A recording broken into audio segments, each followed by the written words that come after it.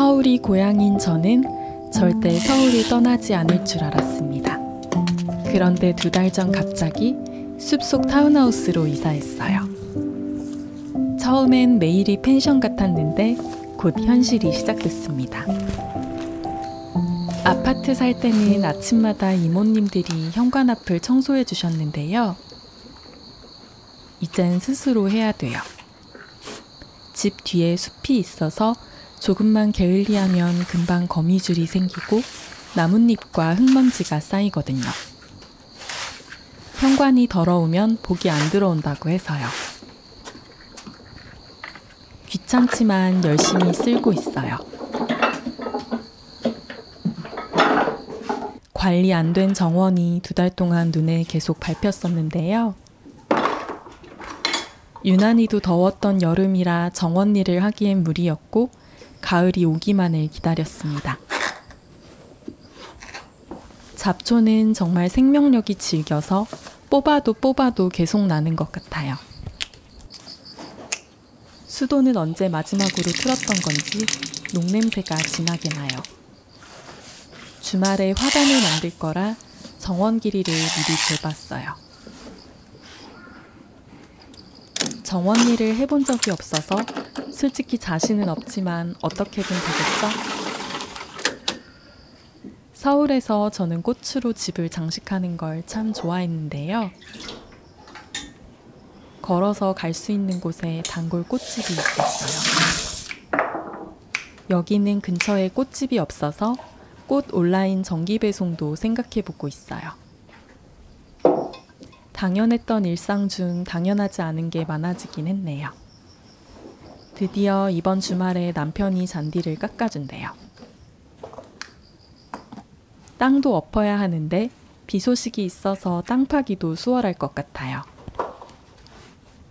이곳에선 늘 풀벌레 소리가 들려서 상대적으로 음악을 적게 들어요. 풀벌레 소리가 음악 소리보다 더 좋거든요.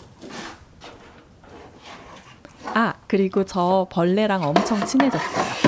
급할 땐 손으로도 잘 잡게 되었습니다. 저는 벌레 잡을 때마다 남편한테 달려가 자랑하는데요. 남편이 이제 제게 주택살이 할 자격이 있다고 칭찬해줘요. 자연인 다 된 것 같아서 뿌듯해요. 계단 있는 복층집의 로망은 체력이 받쳐줄 때만 가능한 것 같아요. 계단에도 먼지가 앉아서 청소해야 하는 건 살아보기 전엔 몰랐던 사실. 빗자루로 싹싹 쓸어서 먼지를 1층으로 떨어뜨린 뒤 청소기를 돌려요. 그리고 불편한 점 하나 더. 물 마시려고 1층 내려가야 한다는 게 충격이었어요. 그래서 저는 항상 텀블러 가득 물을 담아서 2층 갈 때 들고 올라가요. 계단 올라갈 때는 항상 엉덩이에 힘을 줘요. 이사 온 첫날 자다 목말라서 물 마시러 1층 내려갈 때의 귀찮음이 아직도 생생해서요. 2층에 하루 물그릇이랑 빨래통도 만들어 두었어요.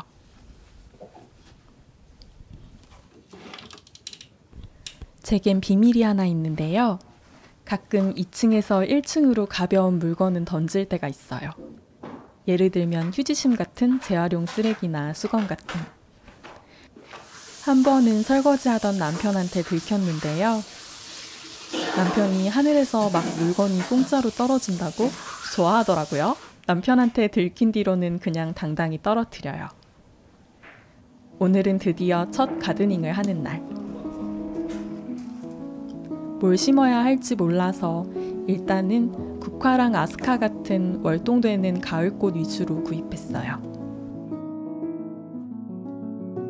식물 쇼핑도 무려 3번이나 다녀왔어요. 파주 조인폴리아, 양재 화훼단지까지. 이만하면 충분하겠지 싶었는데 사도 부족했어요. 손바닥만한 화단 만드는데 4일이나 걸렸답니다. 잔디 깎기 전 잡초는 호미로 뿌리채 뽑아야 한대요. 잡초 뽑다가 지렁이를 많이 목격했어요. 한 5마리 정도? 근데 저는 벌레보다 지렁이가 더 무섭더라고요. 사실 전 잡초와 잔디를 구분 못했었는데 이젠 잘해요. 하루가 따라 나오고 싶어 했지만 진드기가 엄청 많을 것 같아서 못 들어오게 했어요.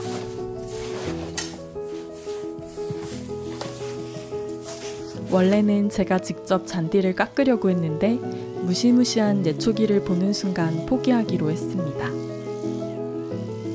남편이 군대에서 잔디 많이 깎아봤다고 자신있게 말하기도 했고요. 근데 생각보다 잘해서 선비인 줄 알았던 남편이 새삼 다시 보였어요. 평소 안 하던 일을 했더니 진짜 힘들었어요. 제로 맥주와 꽈배기로 새참을 먹었습니다. 숨이 찰 정도로 힘들었는데 충분히 쉬니까 다시 에너지가 생기더라고요. 자꾸 남편이 군대 얘기해서 조금 지루하기는 했지만요. 전역한 지 20년 가까이 됐는데 남자들은 대체 왜 틈만 나면 군대 얘기를 할까요? 화단 만들 구역의 잔디는 걷어내기로 했습니다.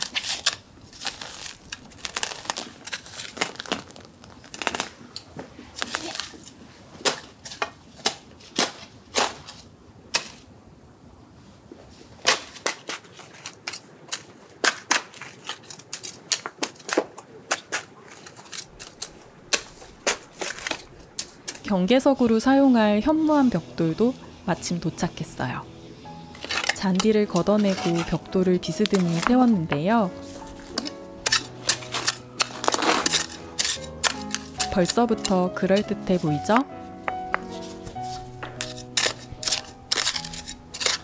화단 크기는 너무 욕심부리지 않고 아담하게 만들었어요. 기존 흙이 별로 좋지 않아서 일부 걷어냈어요.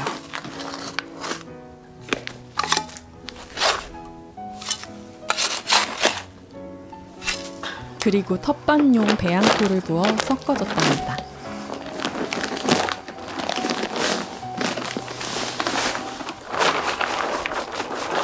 손바닥만한 화단인데도 배양토 120리터가 전부 들어가더라고요.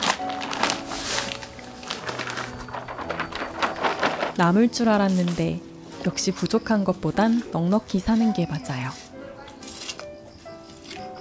흙을 직접 만지니 제가 좋아하는 소설 바람과 함께 사라지다가 생각나서 신나게 일했어요. 주인공 스칼렛 오하라가 고향 타라의 흙을 만지던 걸 상상하면서.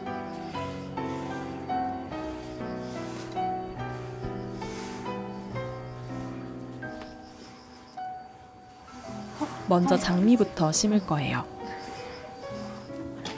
신호불에도 장미를 구입했는데 제가 좋아하는 보라색 꽃이 피어요. 일본 품종 장미라고 해요. 구덩이를 깊게 판 뒤 물을 부어 땅을 촉촉하게 만들고 장미를 심었어요.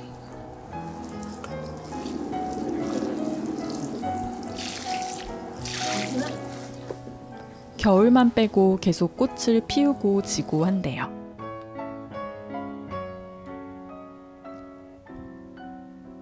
그리고 국화를 심었는데요.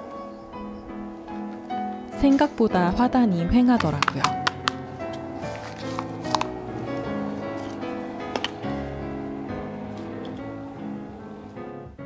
그래서 다음날 아침부터 양재 꽃시장에 다녀와 식물을 추가로 더 구입했어요. 핑크뮬리랑 갈대 로망이 있어서 구입했는데요.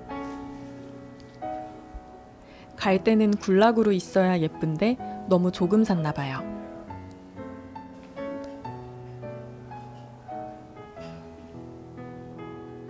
역시 로망과 현실은 다르다. 막상 심으려고 하니 자리가 좀 애매한 것 같아요. 그래도 이제 꽃밭 만들기가 마무리되고 있어요. 미숙한 부분은 일단 흐린 눈하고 차차 보완하면 되겠죠? 꽃밭에 소담스럽고 아기자기한 가을꽃을 심어두니 참 보기 좋아요. 국화는 절화로 꽃병에 꽂아도 오래가는데 땅에 심으면 더 오래간대요. 가격도 저렴해서 가을 정원에 심기에는 이만한 게 없는 것 같아요. 이번에 심은 꽃들은 대부분 야생화인데요. 야생화는 생명력이 강해서 실수로 밟았는데도 안 죽고 멀쩡하더라고요.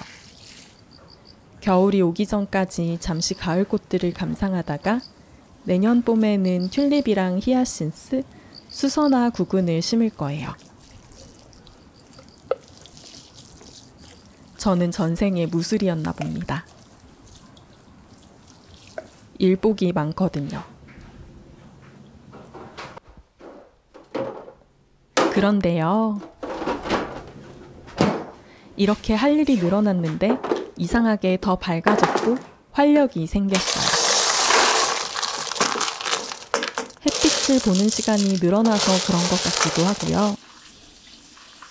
매일 아침 눈을 뜰 때마다 오늘은 뭘 할까 신선한 기대가 생깁니다.